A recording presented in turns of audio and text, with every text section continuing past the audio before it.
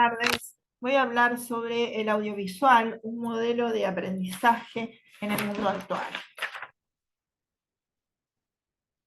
Yo soy profesora de literatura, licenciada en letras, magíster en literatura latinoamericana y ahora estoy haciendo un doctorado virtual en Estados Unidos.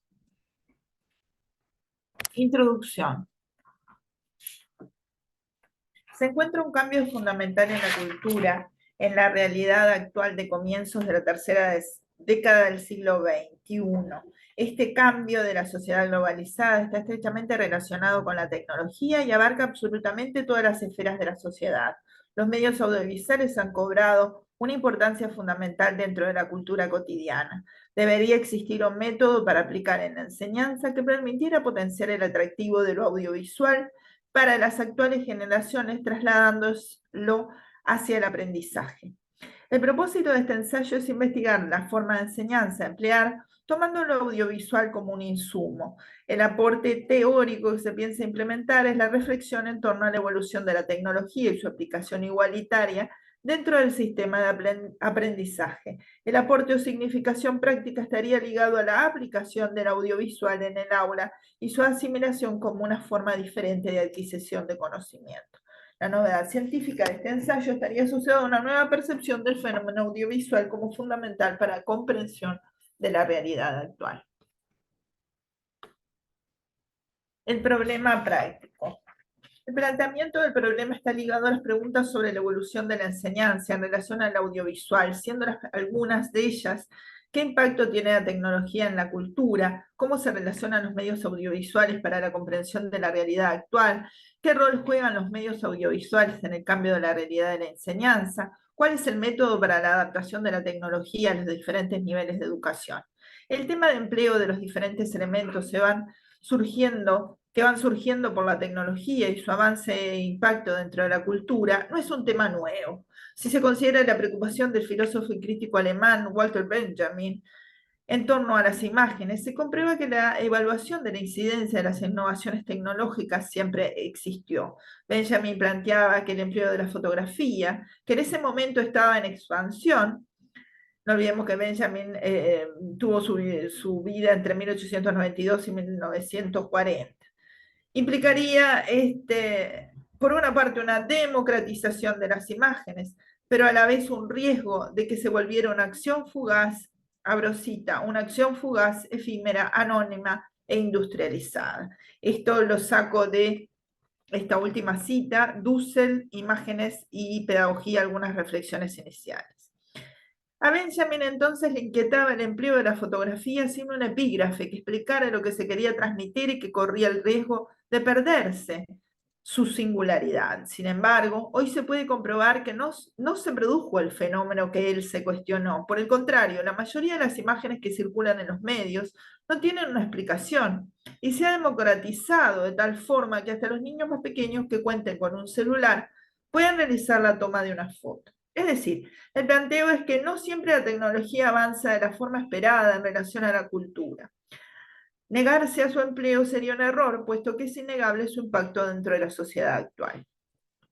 Lo más significativo de la cultura actual está ligado al impacto de la presencia del celular y su rápido acceso a las redes. En este sentido, cualquier persona que posea uno queda automáticamente asociada tanto a la información como a la vinculación mediática por intervención de la tecnología. En el sentido de la expresión, cualquiera que tenga un celular hoy puede manifestar su opinión en las redes.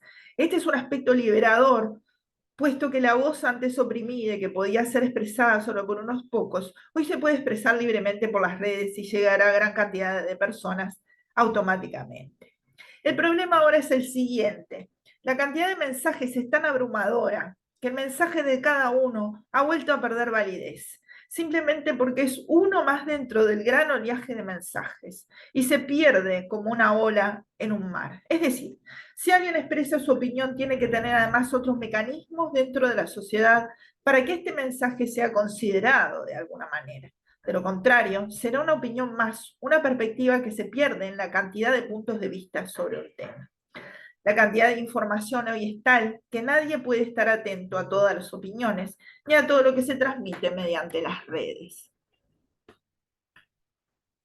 Objetivo general, aspectos teóricos. La enseñanza cambia al ser atravesada por la tecnología. Se tomarán algunos elementos para estudiar el proceso que sucede al contemplar un audiovisual, las categorías que se ponen en funcionamiento al estar en contacto con el audiovisual, según Torben Gordal, en su artículo El flujo Peckman, una teoría de la experiencia del cine en semióticas del cine y el audiovisual, nuevas tendencias, de Conde, donde define la experiencia audiovisual como modelo de flujo, percepción, emoción, cognición y acción motriz.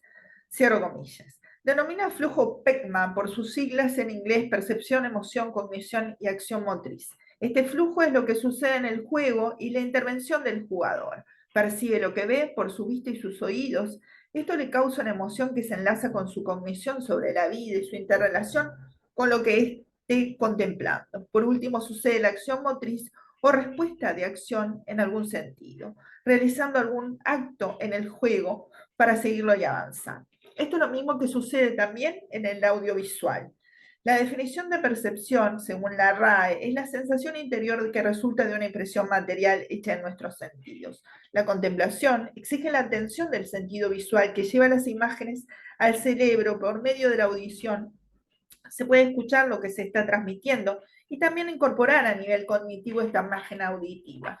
Un tema central es no dejar a nadie fuera de lo que la cultura tecnológica es, constituyendo una responsabilidad del docente que lo que se estudia en clase por algún medio audiovisual llegue a todos los alumnos.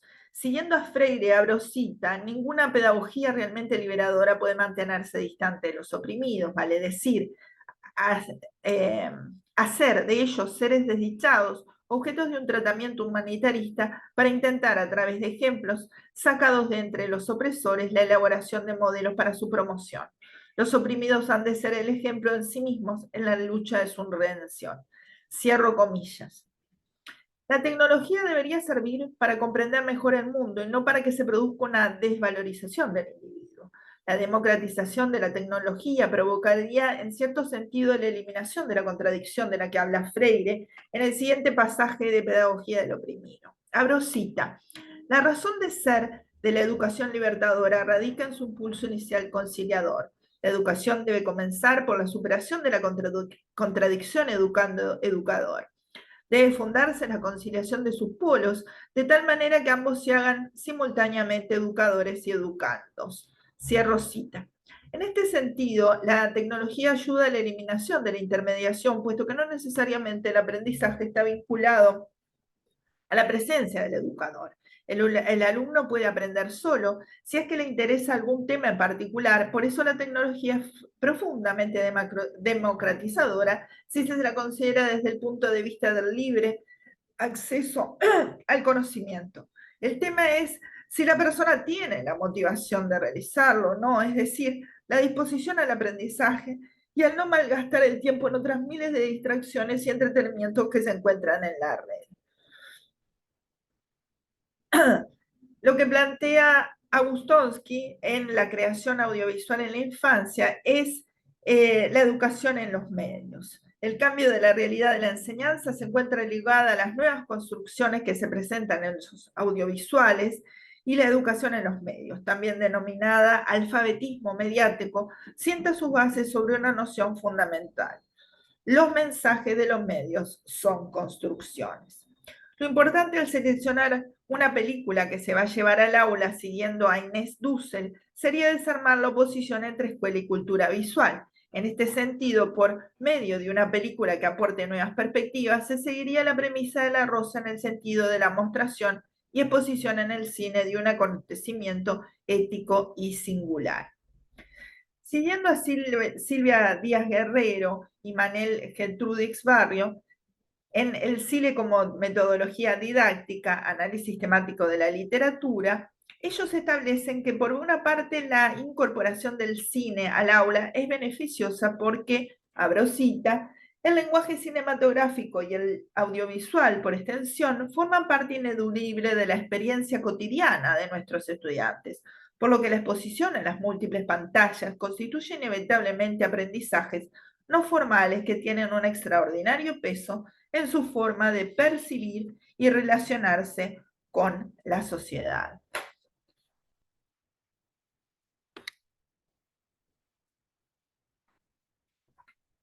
En La sociedad sin relato, antropología y estética de la inminencia, sostiene García Canclini, a su vez citando a Rancière: es necesario otro modelo en el que el arte evite convertirse en forma de vida generalizada o crear obras totales, como en ciertas fusiones acríticas con asambleas o movimientos de masa.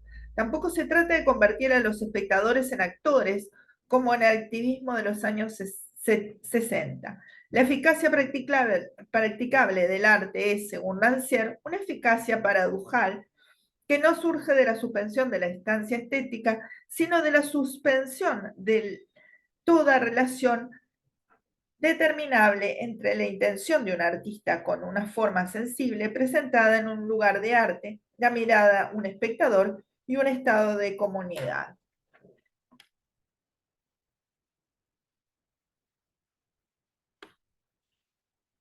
La metodología, como ya mencioné, el marco teórico estaría ligado a estudios actualizados de prestigiosos estudiosos del tema, ya citados algunos de ellos: Conde en semióticos del cine y el audiovisual, Silvia Díaz Herrero en análisis sistemático de la literatura para un aprendizaje basado en el cine.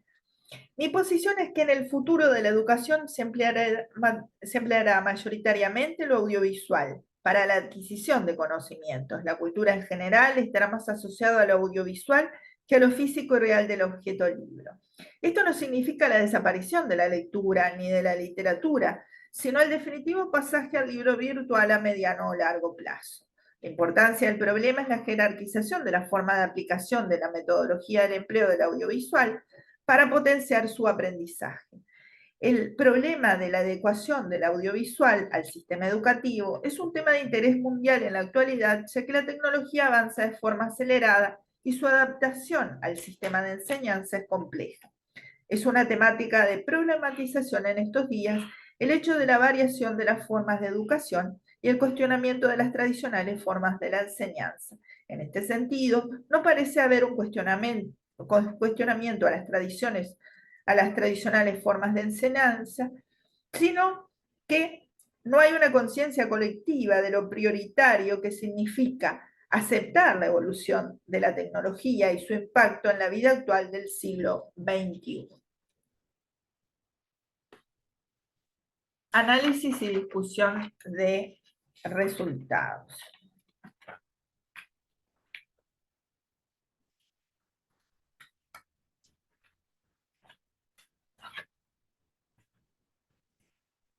Antes de eso voy a explicar un poquito más el tema. La experiencia audiovisual influye en el sistema emocional y psíquico, incidiendo en las emociones, produciendo una introspección del audiovisual. La interacción implica una introyección de lo que se está oyendo y visualizando, incidiendo definitivamente en las emociones, creando inclusive efectos como sudoración, tensión muscular, movimientos inconscientes, etc.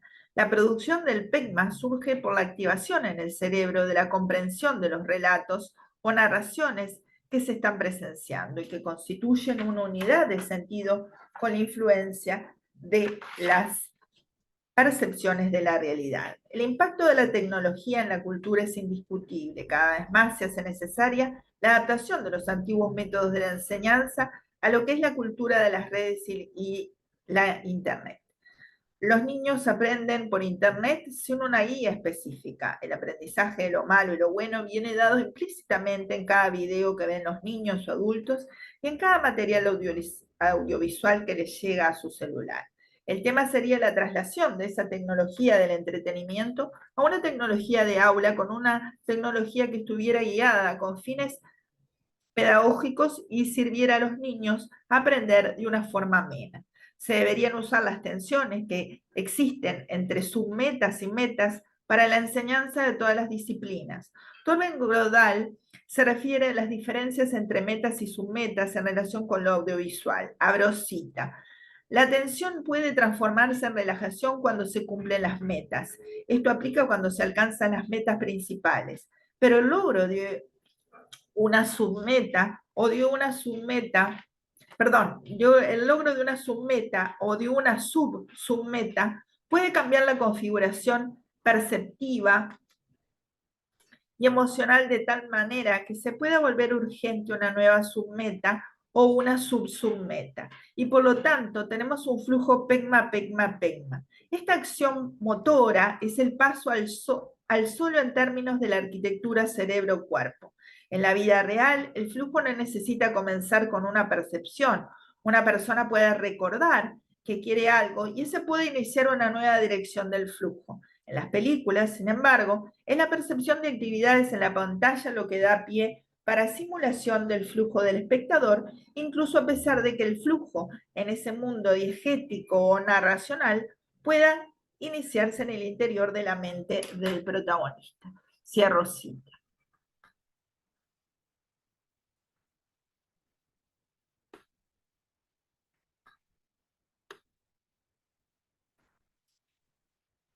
Bien. La persona ve sus límites geográficos ampliados al mundo siempre y cuando pueda lograr seguir el ritmo de los adelantos tecnológicos existentes. Estar al día con los conocimientos constituye un desafío y a la vez un compromiso por parte de la gente en general y en particular de los intelectuales y docentes. Los medios audiovisuales nos permiten captar la cultura del mundo actual. La conjunción de diversas artes en los medios audiovisuales es lo que genera la riqueza en esta forma de comunicación. Un tema central es no dejar a nadie fuera de lo que es la cultura tecnológica, constituyendo una responsabilidad del docente que lo que se estudia en clase por algún medio audiovisual llegue a todos los alumnos. Bien, la tecnología debería servir para comprender mejor el mundo y no para que se produzca una desvalorización del individuo. Un tema central también es lo que dice, siguiendo a Freire, que ninguna pedagogía realmente liberadora puede mantenerse distante de los oprimidos, como dijimos antes.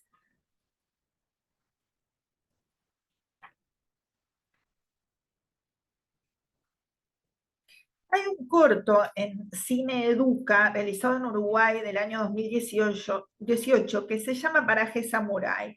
Y este corto, que dura unos 6 minutos, pone en evidencia la importancia de la educación amplia no limitada. El corto de menos de 6 minutos muestra un pasaje aislado donde la única película que se tiene es un filme sobre la cultura japonesa. Los niños solo han visto esta película y como lo deja ver la pregunta de la niña al final, todos piensan que es la única película existente. La maestra anterior había estado 30 años dando la clase a los niños de dicha escuela del interior, que por sus características de lugar pequeño y apartado, no poseía ningún contacto con el resto del país ni del mundo. Y su influencia había sido negativa. Esta antigua maestra había educado a varias generaciones y los padres pusieron a sus hijos los nombres de la película. Por lo tanto, todos los niños tienen nombres japoneses. Sin embargo, sus apellidos son comunes y propios de la zona: Pérez, Rodríguez, etc. La nueva maestra, que sustituye a la antigua después de 30 años, les propone ver otras películas y los niños se asombran, puesto que están convencidos de que esa es la única película existente. Este corte demuestra la terrible influencia de una enseñanza limitada, el sesgo nefasto de un solo punto de vista que genera una ceguera trágica en aquellos que reciben una educación parcializada e incompleta. Toda referencia de los niños estaba relacionada con la película, invadiendo no solo sus juegos, sino también sus costumbres y sus formas de ver la vida. Lo peor que esa cultura exterior e impuesta ni siquiera representaba la cultura nacional y propia, sino una cultura ajena y particular, que no sería malo conocerla como parte de una de las culturas del mundo, pero lo que estaba errado era su exclusividad en el sentido de la enseñanza y aprendizaje. Se puede deducir de esta película la nefasta influencia de los puntos de vista parcializados e incompletos que generan en el individuo una ruptura consigo mismo y a la vez con la sociedad circundante. En este caso, los estudiantes, como en la alegoría de la caverna de Platón, tenían una postura relacionada a la cultura japonesa, como lo eran las sombras, es decir, algo falso, y que generaba incomprensión dentro del sentido de la vida y abarcaba hasta sus propios seres, ya que sus propios nombres eran de una cultura ajena. En este sentido, se podría afirmar que se cumplió una falta de ética en la enseñanza, ya que el sesgo era demasiado destacado por tener un solo referente audiovisual. Lo que incrementaría la falta de ética educacional sería la repetición de lo mismo por varias generaciones, hasta el punto de la falsa creencia de la unicidad de la película. Lo importante al seleccionar una película para llevar a Laura, siguiendo a Inés Dussel, sería desarmar la oposición entre escuela y cultura visual. En este sentido, por medio de una película que aporte nuevas perspectivas, y se seguiría la premisa de La Rosa en el sentido de la mostración y exposición en el cine, abro cita, de un acontecimiento ético y singular, cierro cita. Con respecto a la mencionada obra de Platón, como es sabido, la contemplación se circunscribía solo a las sombras proyectadas en la pared de la caverna. El hecho de la contemplación de las sombras proponía una realidad ajena a la verdadera, pero como era lo único que podían ver, para ellos la validez estaba ceñida a su observación directa, por lo que presuponían la certeza por medio de sus sentidos. Siguiendo a Augustovsky en la creación audiovisual en la infancia, donde el capítulo 2 sobre cine y educación dice, la elección del audiovisual, perdón, perspectivas teóricas se refiere a los mensajes de los medios y la construcción de los mismos. La educación en medios, dice, también denominada alfabetismo mediático, sienta sus bases sobre una noción fundamental. Los mensajes de los medios son construcciones. La elección del audiovisual, por lo tanto, debe estar asociada en primer lugar, a su correspondencia con el programa del curso que se esté dando y a los temas permitidos para estudiar, y además debe ser algo que se adapte al grado en que se está dando. Cuando se expone un audiovisual o filme en el audio, se está creando un modelo que implica una modelización determinada del mundo y una postura ideológica en la forma de interpretación de la realidad. En este sentido, García Cancline, a su vez citando a Rancière, dice, es necesario otro modelo en el que el arte evite convertirse en una forma de vida generalizada o crear obras totales como en ciertas fusiones acríticas con asambleas o movimientos de masa. Cierro cita. Este concepto de vida generalizada fue lo que llevó al fracaso de la visualización de la misma película por 30 años, en el corto antes citado, es decir, la generalización del modelo japonés que tomaron los alumnos como absoluto, único modelo y paradigma de la realidad. La importancia de la percepción por parte del espectador y su relación con la sociedad está demostrada en la siguiente cita también de García Canclini. La experiencia estética como experiencia de disenso se opone a la adaptación mimética o ética del arte con fines sociales. Sin funcionalidad, las producciones artísticas hacen posible, fuera de la red de conexiones que fijaban, un sentido preestablecido que los espectadores vuelcan su percepción, su cuerpo y su pasiones a algo distinto que la dominación. Cierro cita. En esta cita interesa el modelo del otro, la representación diversa, que aleje la perspectiva homogénea y unívoca hacia una perspectiva heterogénea y plural. En el caso del ejemplo, lo negativo no era la enseñanza de la cultura japonesa, sino que esta película fuera lo único que mostrara a los estudiantes y demás por un periodo tan extenso como son 30 años.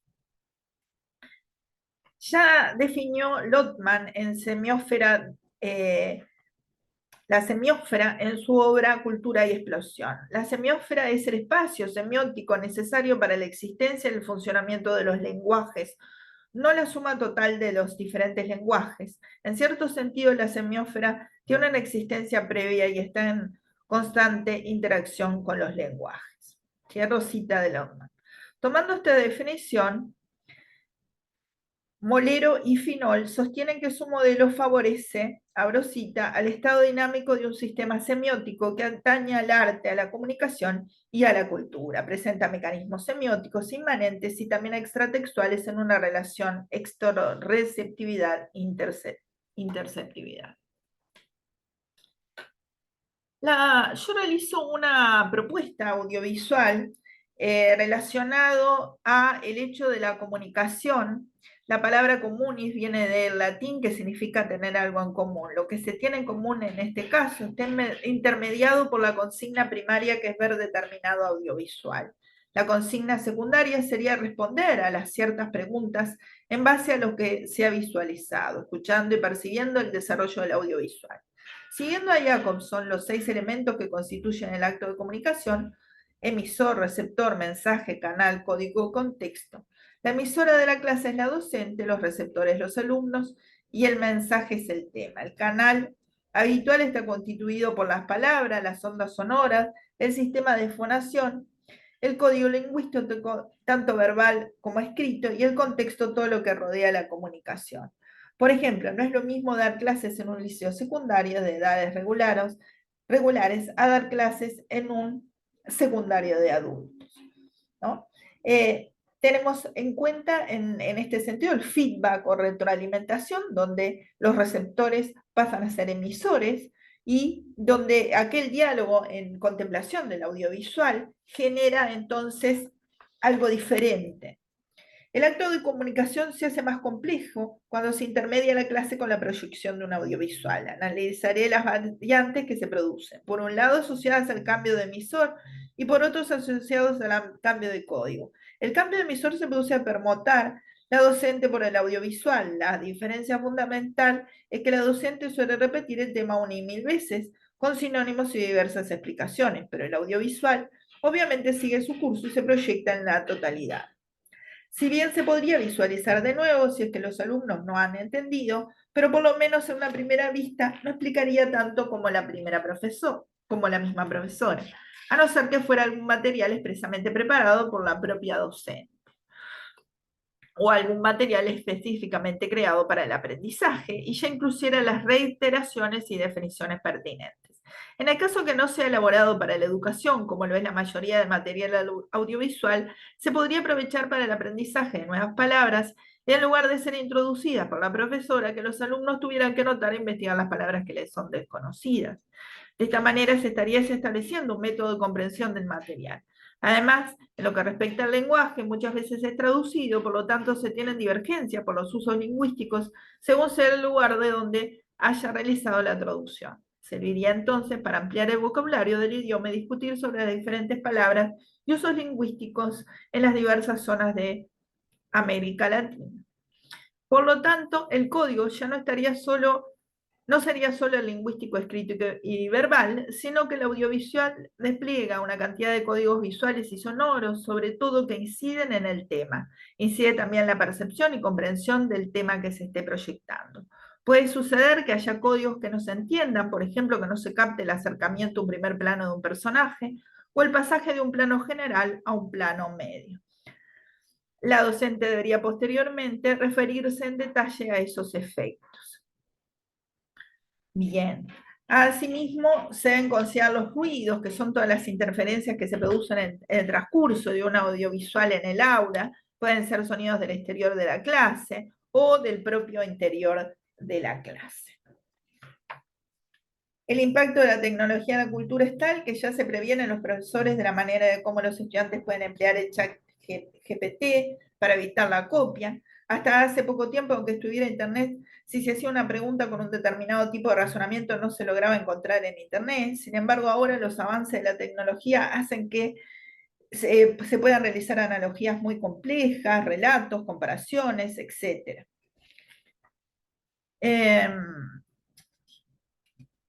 La metodología concreta para los diferentes niveles, una propuesta sería, primero para los preescolares, empleo del material audiovisual que estuviera ligado a la mejora de la expresión y conocimiento de las palabras nuevas para ellos. El atractivo del color, la imagen y la música serían grandes estímulos en esta edad temprana, donde la atención en niños normales es captada fácilmente. Sería indicado las consignas claras y sencillas, por ejemplo, mediante el infinitivo y mediante la impresión de partes de lo que han visto en el video, pintar, colorear, unir. Asimismo, se podría emplear para aprender canciones, repetir la canción que se escuchó, etc. Se encuentran estudios sobre la influencia de los dibujos animados en los preescolares y su impacto en la cognición y en la intelección. En este sentido, sostiene Carmen Pereira en Los valores del cine de la animación, propuestas pedagógicas para padres y educadores. Abro cita. Muchos se han criticado el poder penetrante y adictivo que tienen los dibujos animados, llamados también comiquitas. Sin embargo, las películas de dibujos animados pueden servir como un importante recurso pedagógico, especialmente a la hora de analizar valores en una sociedad.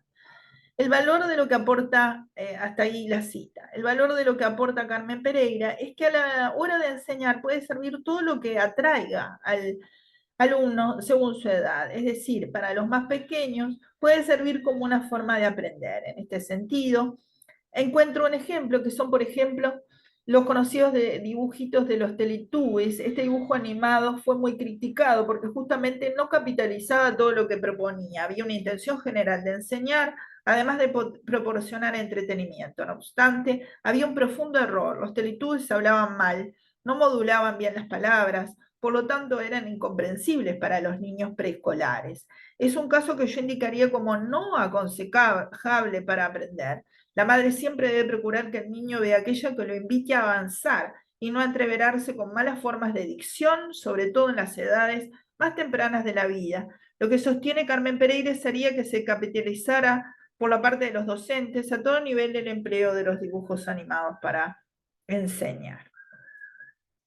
Segundo, para los escolares, dependiendo de su curso, también se podría implementar mediante el estudio de la geografía, historia, música. Se debe tener en cuenta la extensión del video, siendo preferible la visualización de cortos para que se puedan realizar las tareas concretamente asociadas al material visualizado. Sería conveniente la precisión del corto en relación con lo que se busca que desarrollen como aprendizaje.